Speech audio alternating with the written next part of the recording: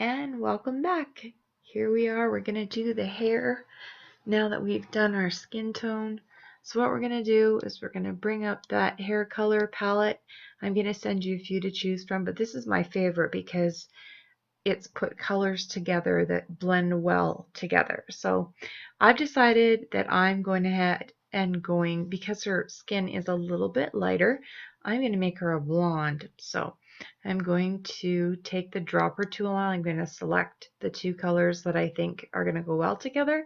I'm going to put them in my foreground and background color.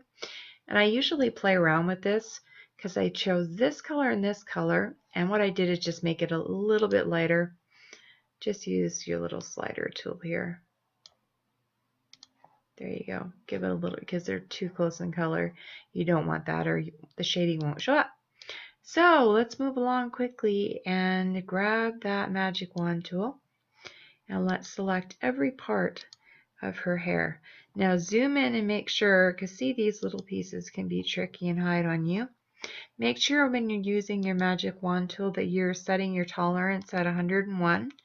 And add shift is your mode because we are making sure we're adding all the pieces of hair. Once you have all of that done, go ahead, use your dropper tool. I always use the darker color. It's completely up to you. Once you get comfortable with it, you decide what you want to use. And then we're going to go straight to the airbrush. I changed now my size to 200. I like to do it a little bit bigger. Covers a little bit more space when we're doing hair.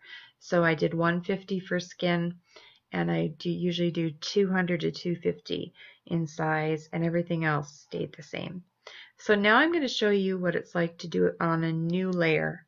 Last time we didn't. We just did it on one layer, but let's give you an idea of what it looks like when we can do the blur and all of that stuff on a second layer. So we're going to take our lighter color, and remember, we want to stay outside the dotted lines. We don't want to run inside because then it's not really shading, it's really coloring. So we don't want to do that. So we want to start shading, so go ahead and start shading. Just using the outside. I usually like to do a little more in a ponytail. So when you have a ponytail, go ahead and even color it a little bit. Gives it a little bit more. See, I'm going to zoom in to show you that we actually have some shading. Now, if you think that that isn't dark enough or it's not, you can go ahead and use a third color. It's up to you. Now, what we're going to do is we are going to blur it. So we're going to go up, adjust, blur, Gaussian blur. I use 15. I use it for everything, but go ahead and use whatever you think works best for you. So there it is with the blur. So we still got all the little highlights in her hair because hair is not all one color in real life. So why would we want to make our little cartoon figures any different than us? We all have some highlights and lowlights. So it's a good way to play with it. And this is the easiest way I found to do it. And then we're just going to go over here. Once you're happy with that, now go ahead and reduce the opacity if you think it's too dark or too light. I usually reduce it to about 80 to 85, so somewhere in between there. I do that, and then I merge down. Now I'm not going to do that right now because I'm going to show you another option that you have to do. You can go ahead and you can